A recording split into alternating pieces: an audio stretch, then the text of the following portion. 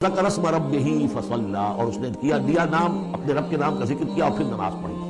تو اس میں یہ کہ یہی شکل ہو چکی ہے جمعے کے اندر۔ پہلے جو ہے تذکیر کے لیے خطبہ ہوتا ہے، خطبہ جو تذکیر کے لیے، چنانچہ جو حدیث ہے مسلم شریف میں حضور کا معمول کیا تھا جمعے کے لیے، تو جب ہم سورہ جمعہ پڑھ رہے تھے یہ باتیں اس میں بیان کرنے کی تھی، لیکن یہ جو ہر روز کا جو ایک نصاب ہم بنا لیتے ہیں وہ بڑی بڑی اہم چیزیں بات رہ جاتی ہیں۔ حضور کا معمول کیا تھا؟ کان للنبی صلی اللہ علیہ وسلم خطبتان یجلس بینہما یقرأ آیات القرآن ویذکر الناس۔ حضور کے دو خطبے ہوتے تھے، اس کے درمیان آپ بیٹھتے تھے تھوڑی دیر کے لیے۔ حالانکہ خطبے آپ کے ہوتے تھے بہت ہی مختصر، وہ تھکان کی وجہ سے نہیں آپ بیٹھتے تھے۔ میرے نزدیک یہ کہ جو دو رکعتیں ہیں ظہر کی، اس کے قائم مقام ہے یہ دو خطبے۔ ظہر کی 4 رکعتیں ہیں فرض، اور جمعے کی رہ گئی 2، تو 2 رکعتوں کے قائم مقام یہ 2 خطبے ہیں۔ اس کو ظاہر کرنے کے لیے حضور وقفہ ڈال کر اور ان کو 2 خطبے بناتے تھے۔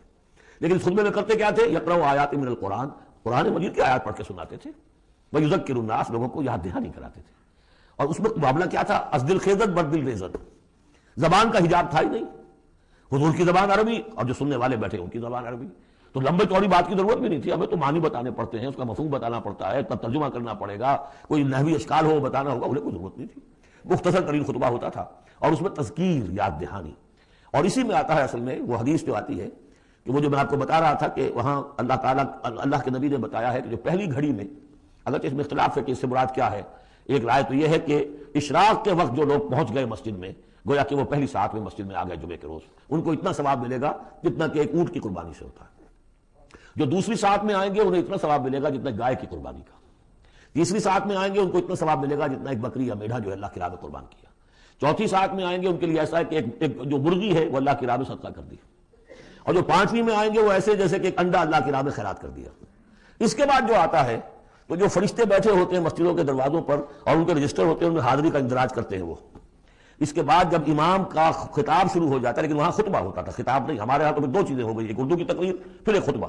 جب امام کا خطبہ شروع ہو جاتا ہے تو اس کے بعد فرشتے اپنے رجسٹر بند کرتے ہیں، یستمعون الذکر، وہ بھی اس ذکر کو سننے میں مصروف ہو جاتے ہیں، یعنی اب جو آنے والے ہیں ان کا اندراج نہیں ہوتا۔ اب اس میں جو تعویل کی علماء نے، اور علماء میں سے شاہ ولی اللہ دہلوی کی بھی تعویل ہے یہ کہ ایک تو یہ کہ اس سے مراد یہ ہماری ساعتیں نہیں ہیں بلکہ کچھ خفی ساعتیں ہیں یہ، اگرچہ مجھے اختلاف ہے ان کی رائے سے۔